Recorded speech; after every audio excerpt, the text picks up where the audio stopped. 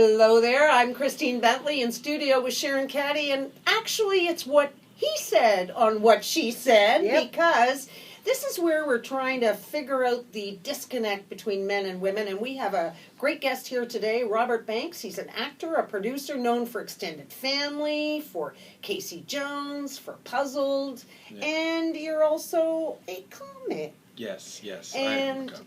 And so what are we talking about today? We're talking about that no-no subject. Yeah, we're talking about dating your coworkers. Ooh. Which as a comedian, I have to say, I both have comedy coworkers and from the past day job coworkers, because, you know, you can't support on comedy alone at first.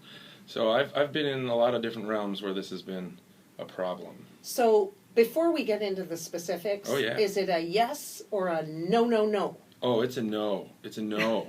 I mean, there's always that like girl or guy, that guy that shows up and they look so good, they're so handsome, they're so beautiful, you're just drawn to them. But you have to say no. You have to say no. It's not worth it. Never works? I think the only way it would work is if nobody found out about it. And if nobody found out about it, then you wouldn't know that it had worked. You know what I mean? It's got to be that thing that only exists if it stays completely a secret. Now, one of the things is you shouldn't tell coworkers. I don't think you should tell coworkers. I mean, I'll use this example. I just came back from a bit of a vacation, and one of my friends kind of was like, you know, keep it between me and you, but while you were away, I slept with this girl we work with. And I was like, oh, okay, that's great. And then about a day or two later, I was hanging out with another guy we work with, and he was like, hey, keep it between me and you, but I slept with this girl, and it was the same girl while you were gone.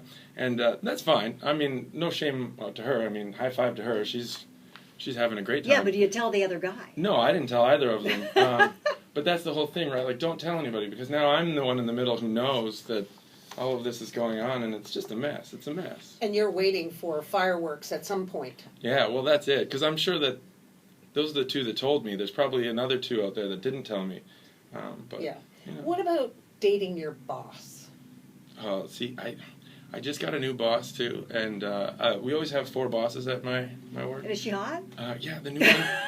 The new one, she's hot, and she's really nice, and she's down to earth, and, you know, she's a boss, so there's the power there, right? I mean, that's attractive. That's attractive, yeah. Very attractive. And a woman who knows how to take care of and manage things, like, that's awesome. So, yeah, it's like I said, every once in a while something comes in where you're like, oh, I should try this, but it's never worth it. Never worth it. I mean, your boss has control over you. You're not going to cave to this? Well, I don't know.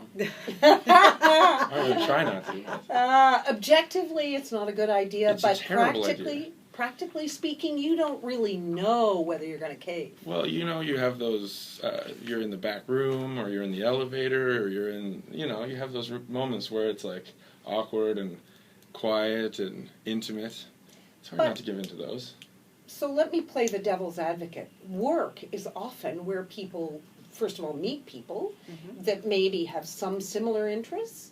And also, you know, I mean, there's an opportunity, right? They get to know them. Well, yeah. Better than going on an online dating site. But, yeah, you get to know the person better, for sure. But also you're tied to that person in a different way than you would be in a dating world. Because, there's the tag team problem, right? Like, if you and your coworkers are trying to decide what to do about something, and 2 of them are dating, well, their opinions are already linked. And even if one of them would disagree with the idea otherwise, because their partner is pro that idea, they have to be on board with it. So you kind of end up with this unfair voting system. And also you have that idea that if your coworker messes up, you kind of can't be mad about it. You have to be like, oh, it's okay, honey. Like, you screwed up and that's fine, and we'll all just cover it. Don't worry, you know.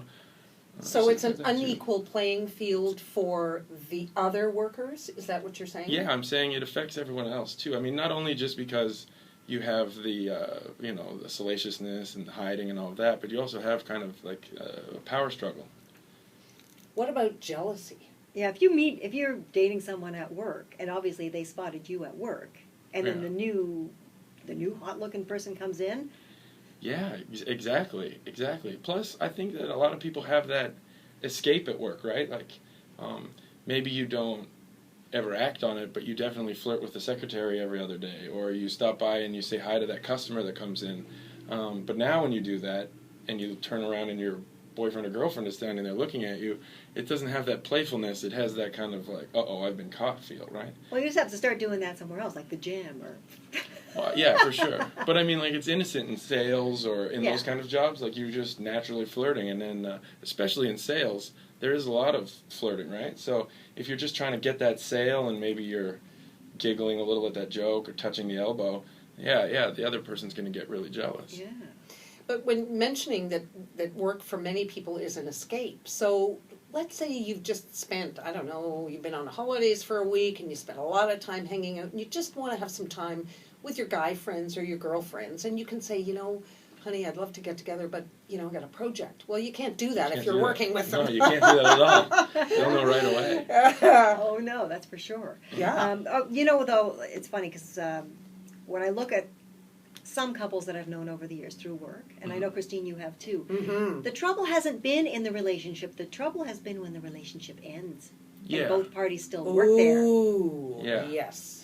Yeah, I worked on, I've been an entertainer in a lot of different places. I worked on a cruise ship for a couple months, and see, the rules on a cruise ship... The Love Boat! Yes. Woo! The rules on a cruise ship is you can't date passengers. So for the months that you're on there, you're only allowed to date coworkers. And so the people I worked with did go through a lot of, 1-month relationships, breakups, and stuff like that. And it's, you live there for like 9 months. It becomes very, very hard.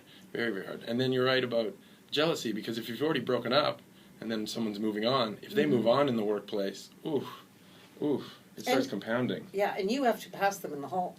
Oh yeah, you got to pass them in the hall. Sometimes you're going to be on the same project as them. Yeah. And that's the same thing when I said earlier, when someone messes up and you want to be mad at them, if they're your ex, you're in this like weird place where like you want to be mad at them, but it's compounded, and maybe you can't be mad at them, or maybe if you do say something, it'll explode into this giant mess again, Well, Sharon and I know a couple of situations where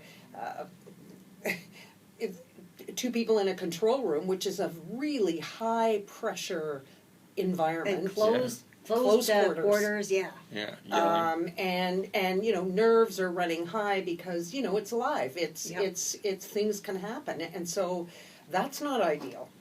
No.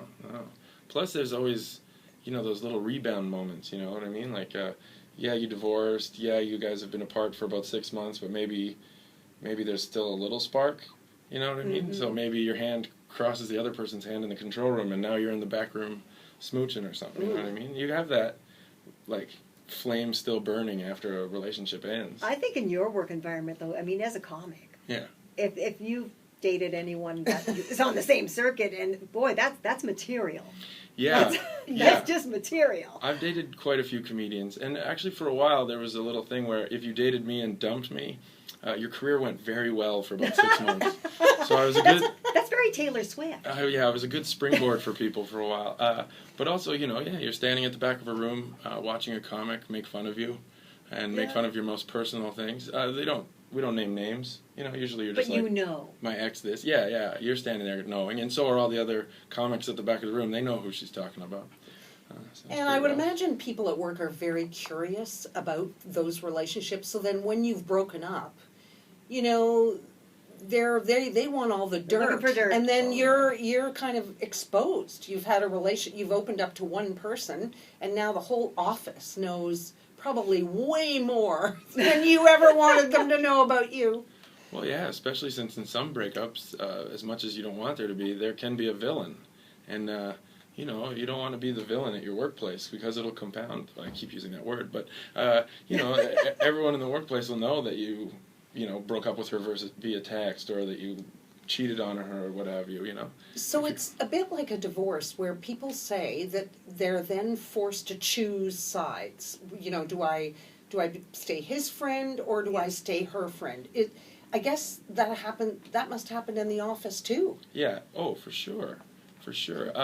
Even like I said, in the comedy community, we have that. And if there's a bad breakup and somebody did somebody wrong? Right, yeah, they kind of do get ostracized for a bit. And I've seen it happen to somebody like citywide.